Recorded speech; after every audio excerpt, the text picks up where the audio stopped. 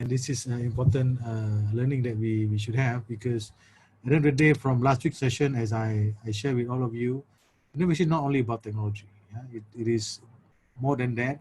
And I did share one thing about innovation last week was innovation from Clayton Christensen.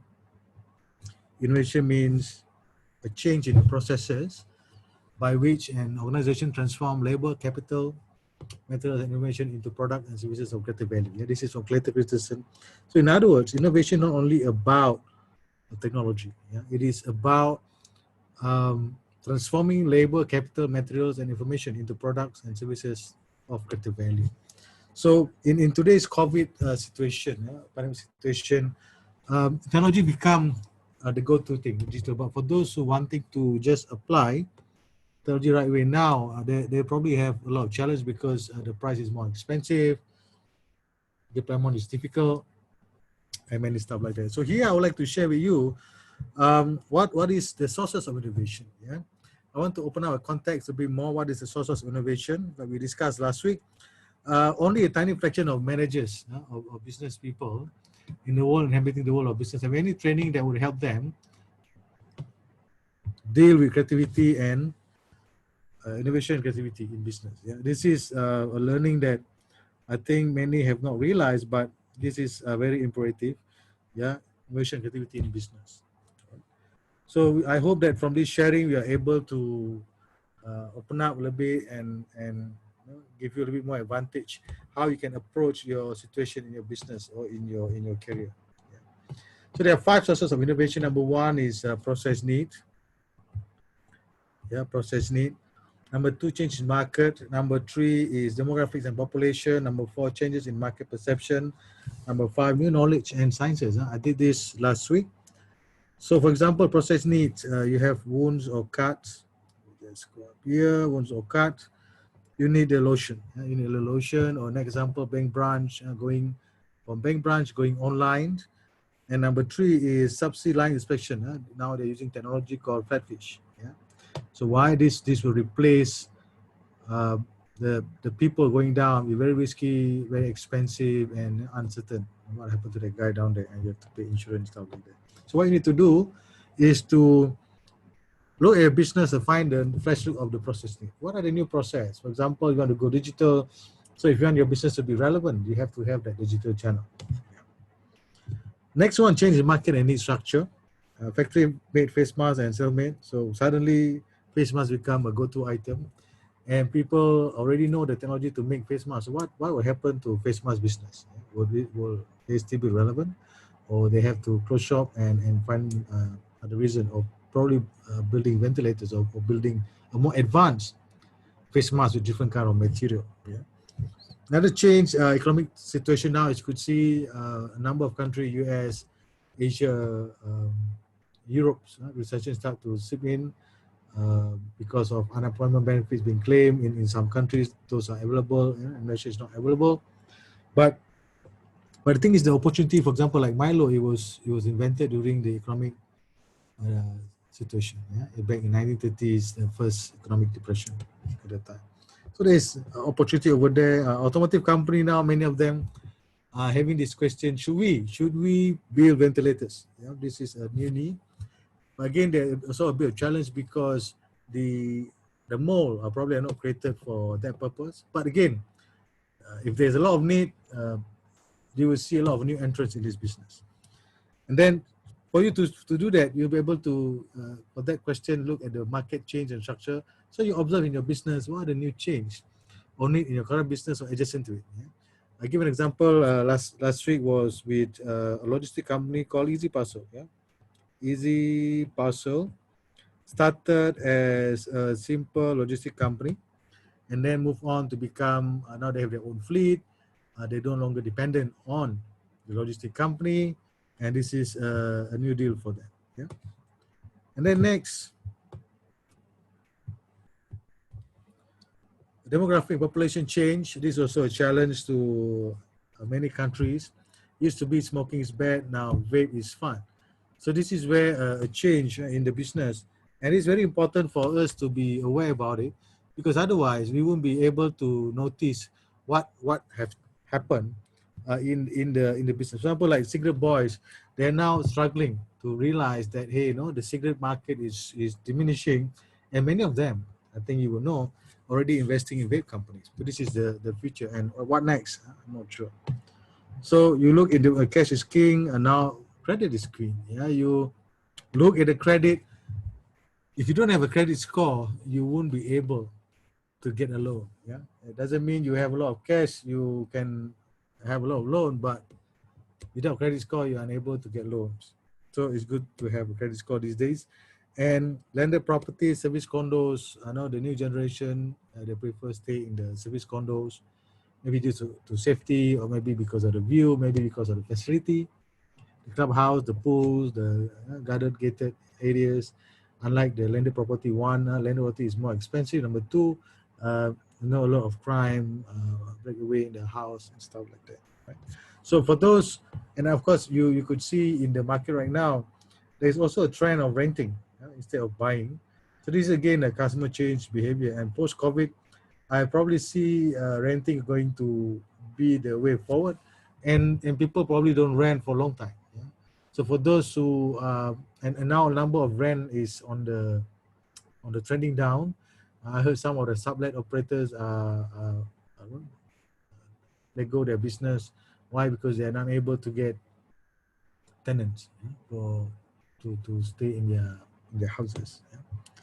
And then this is where the part you need to look at the non-customers. Who is the non-customers? The new customers that can be created based on demographics in the next few years. Yeah, this need to do a bit of reading, a little bit of research in your own business, because each vertical is different, and you won't be able to take one demographic to fit into the other. It may not be the same. Therefore, I encourage you to do a bit of research. For example, in delivery business, Food Panda, Grab Food, and stuff like that, Lala Move and stuff like that, they probably get a new customers, because most people probably use Food Panda once in a while, but because of the COVID, there's a surge of usage. That's number one. Number two is people who have not used them started to use them the last few weeks, the last few months. And assuming they like those services, or they are happy with that and what they want is inside there, they probably continue using it. Yeah. So this is an interesting development where COVID have induced new kind of users onboarded into your service, and this will be non-customer. So what a non-customer wants, probably during COVID, they want to order some stuff. I wouldn't be surprised if Grab or Food Panda slowly evolving to go into education. Yeah, because they have a lot of users over there, and now they are digital first company. And you never know, because the education now is being disrupted once again, not because of the technology, but rather the usage of it. Yeah? For example, now the non-customers in online education is the children themselves.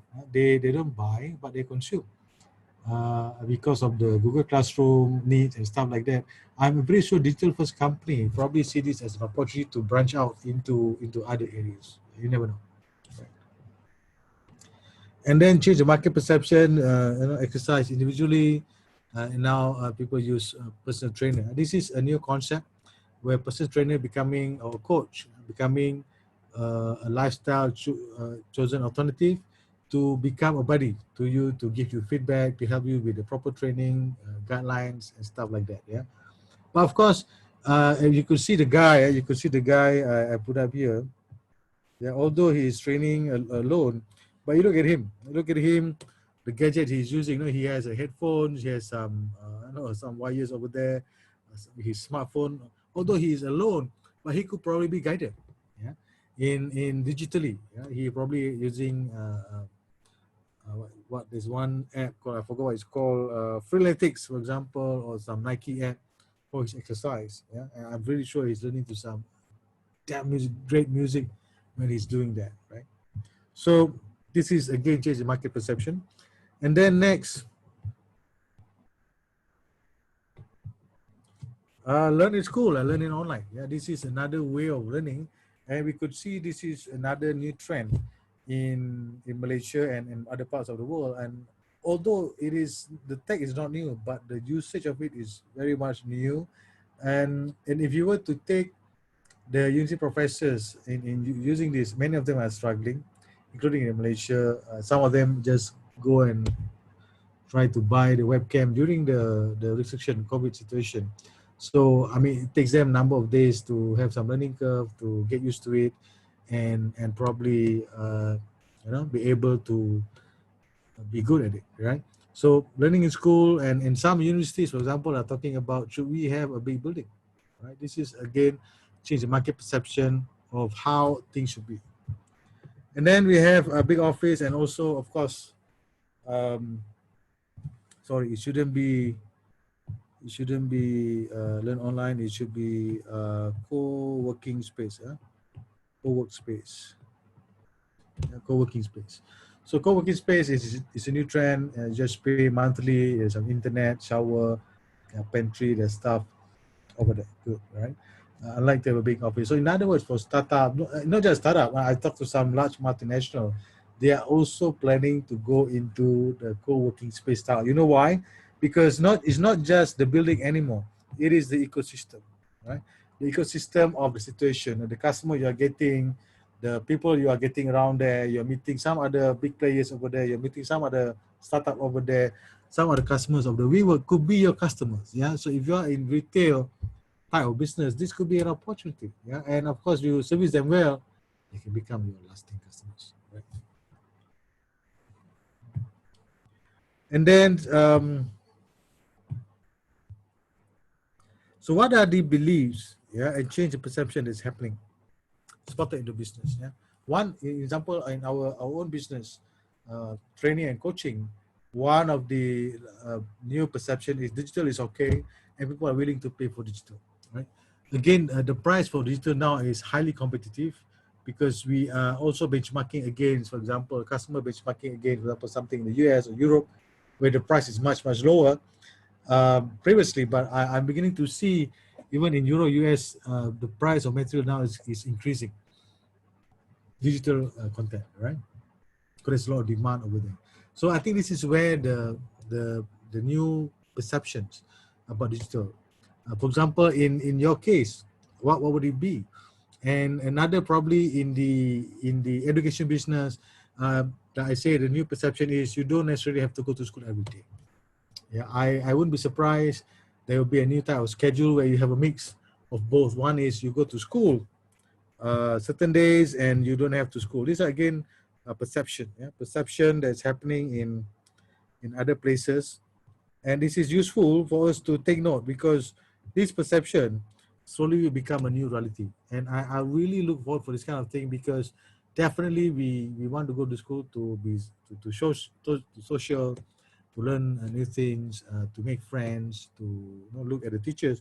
But again, if it is too costly and eliminates certain group of society, or it is too risky for health, then we really must change this. Yeah, and this will be a defining moment how we could move things forward a little bit better and be more inclusive for education. Yeah. Right now, so we talk about new knowledge and science. This is of course the most important thing in the new world that we live today. We are using, have a problem in the road accidents, and we have autonomous vehicle. I think it's quite clear. And new knowledge, we have games and gaming. Right? It used to be play game, play outside. Now with the social restriction because of COVID pandemic and health risks, many turn into gaming. Now I have some friends who just bought a gaming set and now playing online, and they're so happy, and they stream on Facebook and other chat on Restream and stuff like that. So this is again a new kind of development in the situation. Now, of course, COVID now is a major problem because there's no vaccine yet. But even if there is vaccine, yeah, I heard from some news that I read, even if there is vaccine, there'll be a bit of challenge over here because there are now more than 15 to 20 new strain of the COVID virus, right?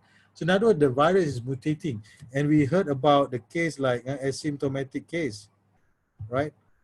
Asymptomatic case, there's no symptoms. They just show no symptoms, but they're carriers, right? So again, this is something that we really need to think about. how does this new tech, yeah, around your business, for example, change the way you do things? So again, define innovation. Innovation is the process by which an organization transforms labor, capital. Yeah, this is important part. I want to underline this. Labor, capital. Now you have labor, you have capital, materials, and information into products. Into products. This is very important. Into products and services of greater value. This is important part. Greater value. So in other words, the digital infrastructure that you have is a given.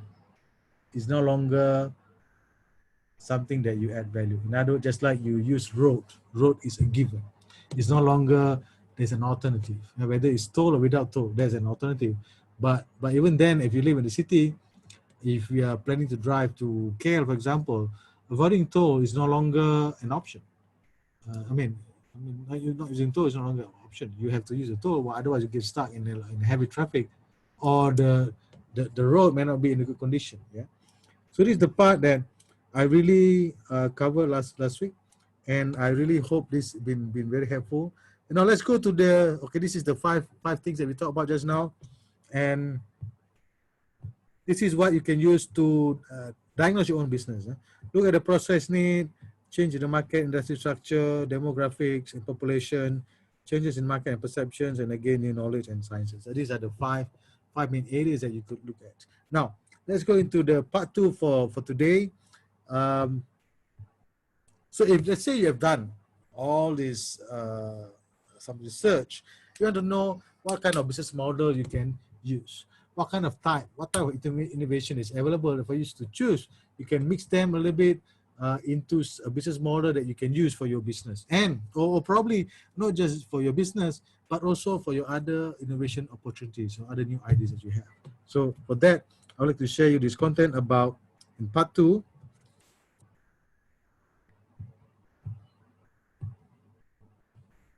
This is a part 2 session on types of innovation. Let's take a look. So there are actually 10 types of innovation. Yeah, 10 types of innovation. Number one, we put in the big chunk. Number one is what I call configuration. Number 2 is offering. Number 3 is service, and also experience. Yeah, experience. So switch different color. It's blue. Experience. Yeah. So number 1 is configuration. Number 2 is offering. Number 3 is experience. So if you look at all this, let's look at all of them. Yeah, one is profit model, network, structure, and also process. Right? Let's look at the first one, configuration. There are 4 of them. How does a company make money? And you put here how you do that. What is the outcome out of that? Right? Let's go into them one by one. So 3 of them. The first one is configuration, profit model. Profit model is how your company makes money. If you look at this, configuration number 1 is profit model, how your company make money. This is an important part. I give an example there. Give example over there. For example, like Xerox or Gillette. Yeah? At that time, if you go to read the case study, which I did, Xerox, for example, at one time, Xerox is a photostat company, photocopying machine company. Yeah? They provide high-tech, what we call photocopy machine company, and then they sell them. It's all sales, right? If you look at Xerox, it's all about sales. The problem is the cost of the machine is getting more expensive. Have you seen this before? It's getting more expensive, right? And by the time you already have a longer version of the machine, it's getting more sophisticated. Although it's good, you put in something over here, and by the time here, it can even become a book. That's how advanced it is. But the thing is, companies have started to feel the pinch because this thing become very expensive. $1 million. And technology update on the uptrend, and some other exponentially. For example, now you can even just scan. You don't have to put over there. You can just scan, and you get those stuff. And you can even do it also cheaply, having your own printers, yeah, or go to big printers. You don't have to have your own printers. You don't have to buy the photocopying machine yourself, right? So because of that, the business in Xerox started to get hurt. People no longer buying. After 2-3 years, they have to change, and Xerox has to find a new way to sell. And then there's a new model came out called the lease model. Yeah, you pay maybe RM 100 ringgit per month, and you get to print 500 black and white copies. And this 100 ringgit inclusive with maintenance, ink, etc. Is it a good deal? You don't have to buy a new machine. You just use them whenever you like, and you enjoy the copies, right? So this is the new deal called lease. Yeah, lease. There you go. So this is the model. So with the lease business, Xerox business start to go up again. This is what we call business model, a profit model, how you make money. Yeah. So in Grab, for example, they don't own the riders, they don't own the motorbike, but they own the app, they own the business. They take a cut of every delivery that is sent to the customers. Of course, they have two sides of the business. One is the customers and customers, like many of us, and the other one is the riders themselves, the deliverers, right? So that is what we call Xerox for Xerox. And for Gillette, for example, Gillette also an interesting case study. Let me share with you. Gillette, for example, Seeking Gillette, observe. Gillette is not the earliest razor available in the world. Yeah? There was someone else. Seeking Gillette, observe. At the time, only the rich people can afford a shave. Yeah? At the time, a shave only can be afforded by the rich people, right? And he observed the shave at that time. After the user used them, mostly men, they will throw them away, yeah, because when it get rusted over here and the razor over here, and they throw them. And this is where Circling Delay saw a number of not so rich people, yeah, so they keep long beards, yeah. Why? Because they cannot afford to buy a shaver. Yeah, you know, buy a shaver, and this is a lot more people, because not many rich people at the time. This is about what, 18 something or early 19 during the Depression. So cannot afford to buy a shaver. So to him, this is new market. But how do we serve them? So what he did differently in shaving or razor for Gillette, he found out the razor that he used, whenever at that time, there's these two things, yeah, they're all jointed together. So what Gillette did differently, and he was the first one who did that, he changed that to a blade that you can replace. Once you get rusted, just throw the blade out, get a new one in. So he is the one that first introducing the replaceable blade. So you just only buy only this part and this cover, but the blade you can buy separately. So you spend maybe $2 to buy this one for the first time, and here you only pay maybe 4 cents per piece. So this provided a new market for the guy just now, right?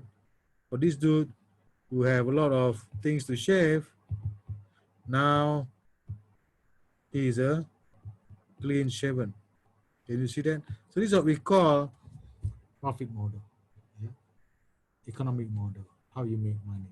And for Xerox and Gillette, they've changed their business model. They kill the old business and adopt a new one. That is for Gillette, profit model. Yeah? So now you look at your business. What is your profit model that you need to disrupt in order for you to adopt a new one? Like in delivery service, for example, they have disrupted a lot of delivery using big truckloads. Yeah, they're using riders now a lot on the high trend. Another one, for example, face masks, or even PPE shield, all those business that have never someone pay attention to it. It was done. Done behind the scene and very specific niche market in healthcare. Because of the crowd innovation, some of the supply chain now being disrupted. Why? Because it has created a new supply chain altogether. Because during the MCO, a lot of suppliers are holding stock or are not able to run their factory, but yet there was a lot of need to have that stock. So people are doing it by themselves. They learn from internet, the schematic design, how to develop their own PPE shield, develop their own mask, develop their own protective gears and stuff like that. Right? So there's a new supply chain, and some of them are my friends, and they say they're going to continue this, after MCO. So this is again a disrupting of the new business model. And the second one in configuration is what we call network. What is a network? I shared earlier on about Grab. This is a ride sharing. Yeah. So Grab, for example, use the network of riders. Yeah. Hundreds, thousands of them, not just in Malaysia, in Thailand, in Indonesia. Sorry, Grab, not Indonesia, in Vietnam, to do ride sharing, to connect others to create value. So connect network, not just riders, also with others, customers, right? Suppliers. Now, for example, Grab is connecting with the Cameron Highland, no, not Grab, there is Lazada. Another one is like Lazada, network of suppliers, right? So you look in your business, who are your network? How can you configure the network so that it can create value to the customers and create value for you as well, right? This is what we call network. So do you see that now, where a profit model is number one, next is network, connecting with others. Who are the people in your business? So you become like, if you somewhere in the middle, you become like traders. Yeah, traders where you this is you, this is your customer, and then you created a platform, yeah, to connect these two, right? So this is where what we call, you do trading, you configure using network, and this is also your business model, so profit model. So the thing is, my point here on in sharing with you this, a business doesn't only have to have only one model. It can only have more than one. In fact, the more model it has, the better it is. Why? Because then you can appeal to a number more customers in a different segment, a different way of buying, different channels and stuff like that. I hope you follow me up to this point. So now let's go to the next part. Next part is what we call structure, right? Model, network, next one is structure. Structure is mostly like corporates.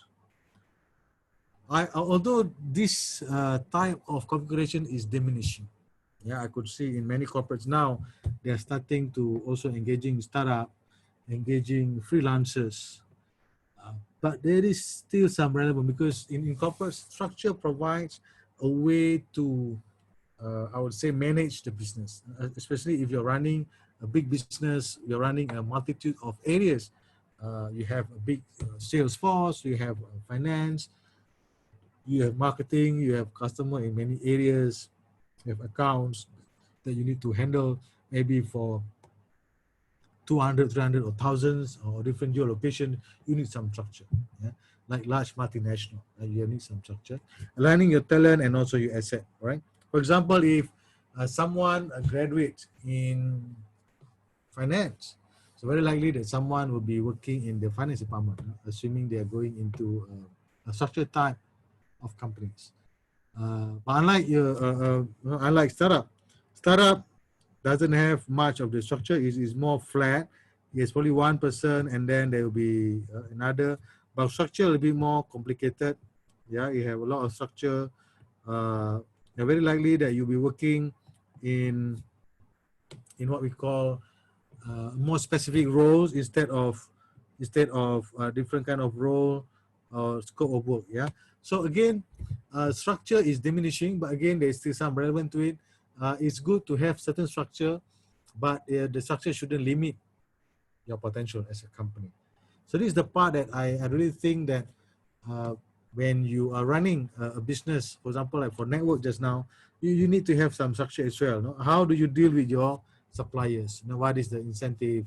What is the finance side of it?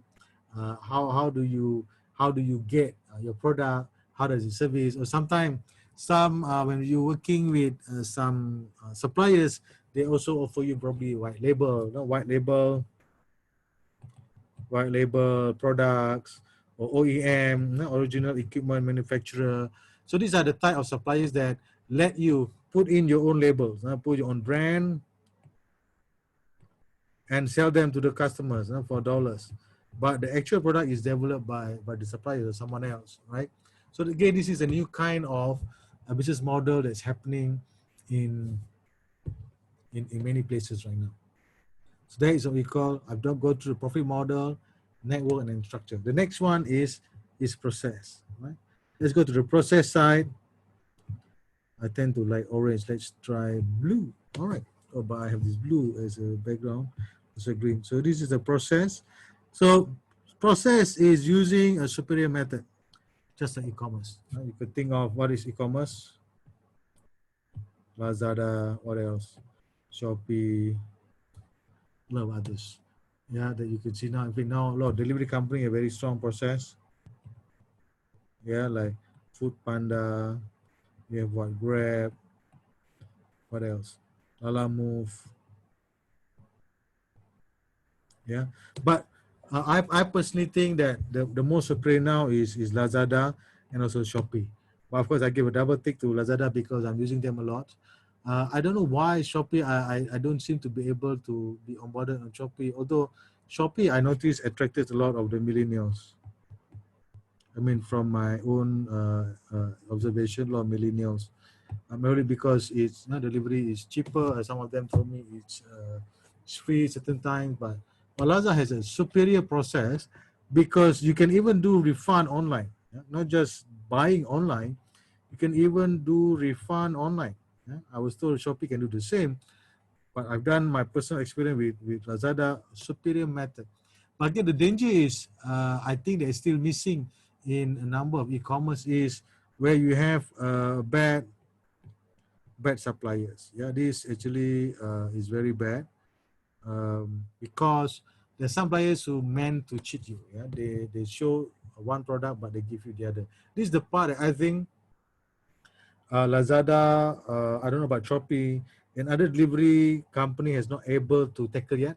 Even I was told like in some of the delivery company, there's some issues recently where the loading, thought was still happening, but actually uh, the money has already been paid, and the user didn't realize that he has been charged to the delivery, right? So he didn't know he was charged, so he ended up buying direct from it was actually I think it was a food product, and then he ended up went to the shop and buy, and now but an hour later the thing that he assumingly did order by was charged came to his house. But I say I didn't see, I was being charged. I thought it's not happening. So this is the part I think happening right now, especially on high traffic, because on high traffic, the internet lagging, the app may crash, or the service may crash. It may take a longer time to process and stuff like that, right? So again, process superior method to do your work, right? So this again in the work from home situation, and now we have work from home situation. A number of companies adopting a number of digital system to monitor and implement new process, how the work can be done with more process oriented, so that the batches can arrive on time and stuff like that.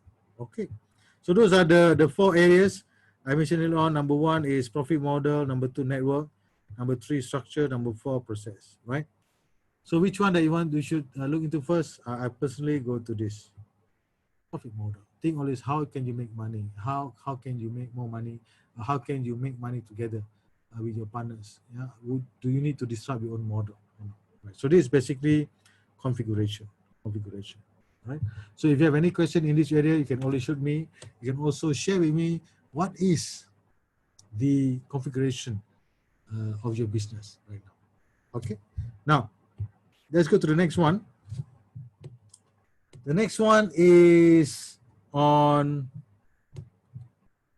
here, offering, product offering. All right. Okay. Product offering is no longer an advantage so much because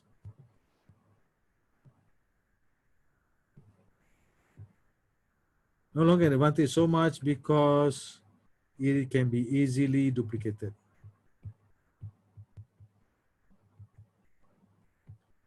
Say, for example, in the food panda situation, someone can just say, okay, I cook something and I put it on Facebook. I can send a delivery, no problem. Yeah. Or you selling masks, and there was a mask hijack at one time at the beginning of the COVID. People stocking up masks and putting out on a lot of high prices. People started to build their own. Bring your own mask, right? So they make their own mask, right? Not build, but make their own mask, right? So this is again a new kind of innovation, but again, I think offering is no longer a big advantage. The lower of entry is very low. It's very low. People can just enter through things unless it is a superior product or a highly digital. For example, if you need to set up another Grab-like platform, it could be that you need to spend a little bit. But again, there are a number of software developers out there who's doing this on the OEM type or white label basis. Yeah, they send you the code, you use them, you pay them, they will do the maintenance. So offering is not so much, but yet I'm still going to share with you in case you are a product based. So at least two distinguished factor here. Number one is product performance. Superior product, for example, like car or fast food. There's some brand, there's some good taste over there, distinct. For example, like KFC, a distinctive taste. It almost, of course, there are some copycats, wanted to copy the KFC taste, but not as good. Yeah, I mean, although you probably smell like KFC, but you taste, it doesn't quite there. Yeah, so but again, KFC, McDonald's burgers, Burger King, for example, or Carl's Jr., for example, all this, yeah, product performance. Or even in car, for example, the car is very hard to copy. But you can copy the features, but not the old feeling of the car, especially for car with a 3S service. They have sales, they have spare part, and they also have another one is after sales. Yeah. So again, this is the thing I'm talking about service that will be after this. But for now, let's talk about product performance. So employ distinguished features and functionality.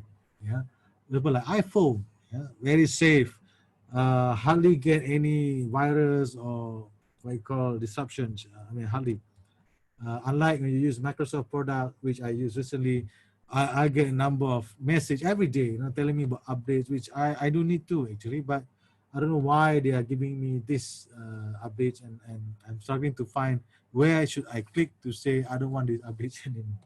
So this is what we call product performance. Yeah, and the second one is what we call a product system. Yeah, a complementary of the main product. Yeah, product system.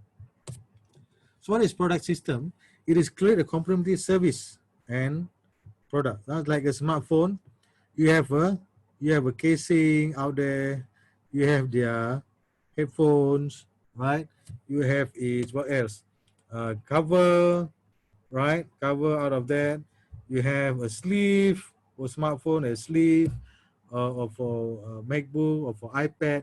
So these are called complementary products. Yeah. So these are equal product system. So you look at your business, what kind of product system can you develop? It mostly involves a little bit of hardware, like you see many of them. But the thing, not all business can have this, because you need to develop something, you need to test, you need to prototype, you need to manufacture them, you need to find manufacturer. But again, these are again complementary business. Yeah. Complementary, yeah, supporting the main products. Yeah, you look at the printers, for example. The printers, they use a lot of ink. Ink are those, they are complementary products. What else can you think of?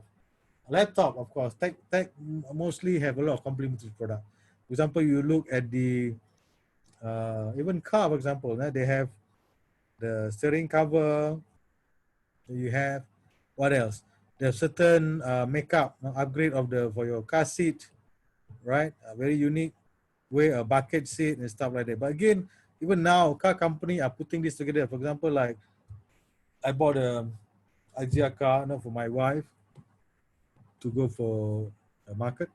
So they're offering this bumper, bumper together kit with the car.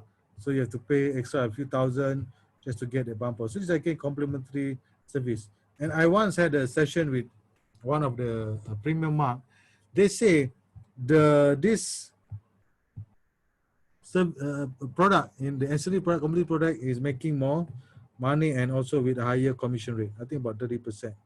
Yeah, so it's quite a good deal for them to go into this business as well. So in your business, look into your product system. All right. So I've mentioned this now.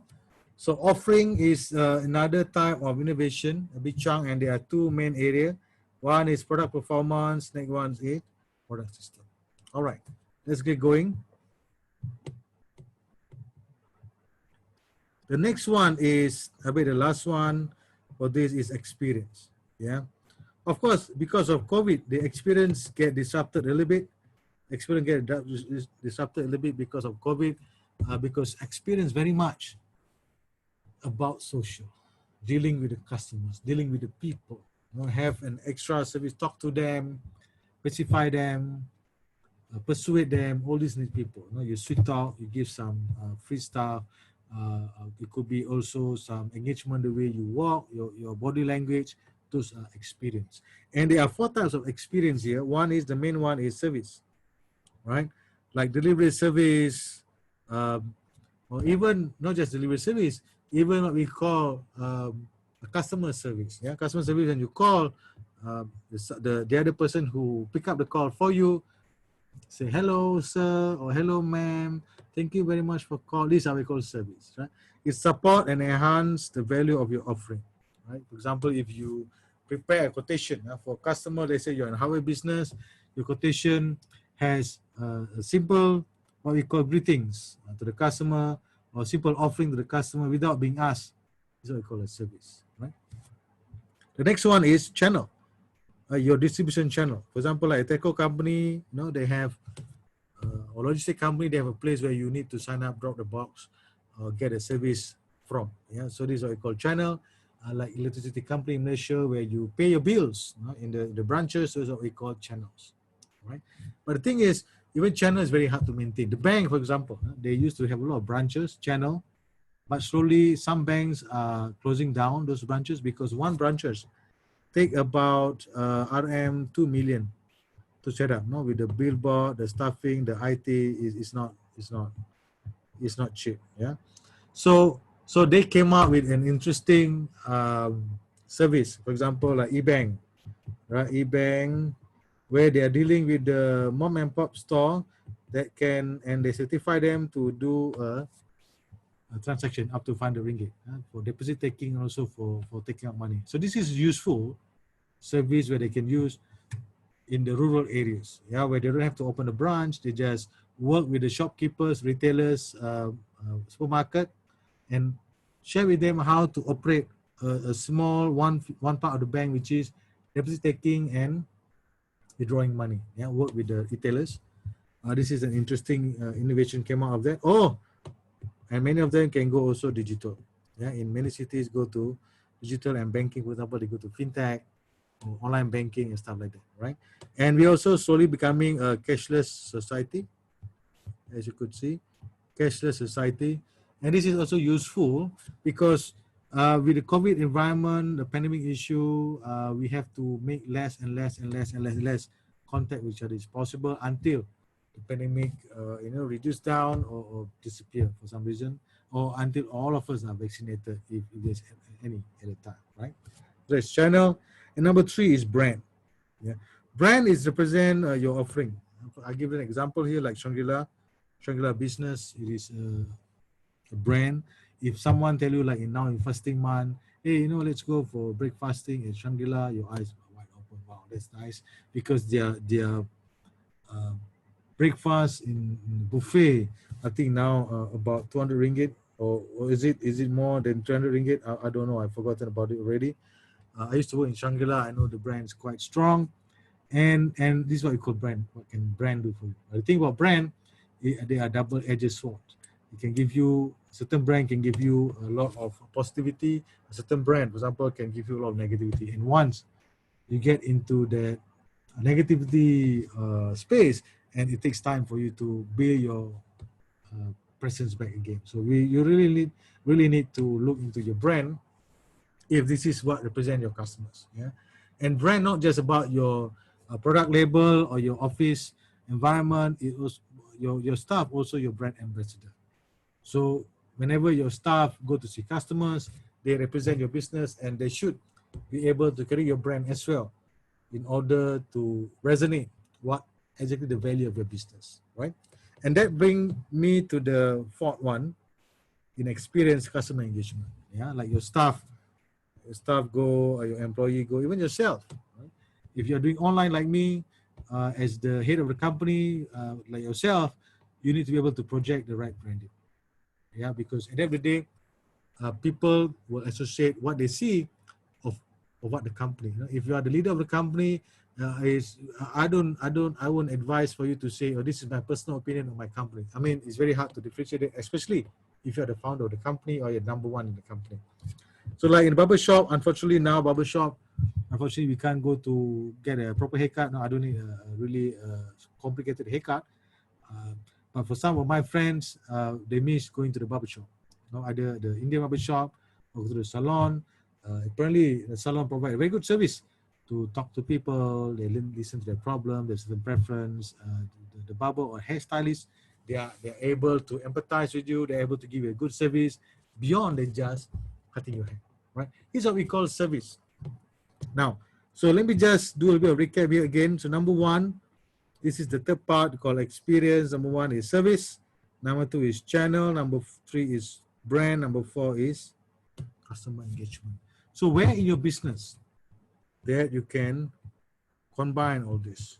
Where? So when you look at your business, this is a good way for you to ask yourself, is it more of the service? What kind of service you want to provide? It's a channel, which channel? You can also use a third-party channel. Yeah, in other words, you probably have great product, then you use a middle person to help you to sell the product. You can have a number of them together, have a different engagement or agreement. And then you have a strong brand with certain market presence and customer experience, and also product testimonials. And then you can also provide at the same time customer engagement. This is what we call experience. Yeah. So let me just do a bit of recap. Our time is over now. Let me just do a recap before we end this session. So these are the 5 things that we talked earlier just now. So these are the 10 things we talked just now about type of innovation. Number 1 is on configuration. Yeah, you have profit model, network, structure, and also process. And number 2 is offering. You have product performance, product system, and number 3, experience. Service, channel, brand, and engagement. So where is your business when it comes to all this? Where are they? Yeah. So this is a way for you to look at how can you combine all this into a business model that you can use for your own business post-COVID, right?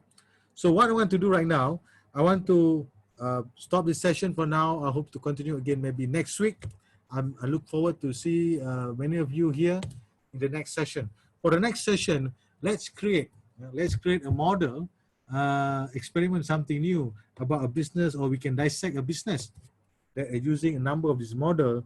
Probably some of them are probably having this, and see whether or not this business is going to work or something else, right? It could be a fictional case, it could be a real case. I will do a bit of research and see how can we do that. So with that, thank you so much. I'd like to end this session. So for you on the online, you can go to menti.com, use the code 286439. Please do give us your feedback. What did you learn today and what you think we should cover, if any? And I look forward to see you go in the next session. I will sure give you a notification, and you can just sign up and also subscribe to our channel on YouTube on DT Leadership. So with that, thank you so much. See you again. Have a great day ahead. Have a good weekend.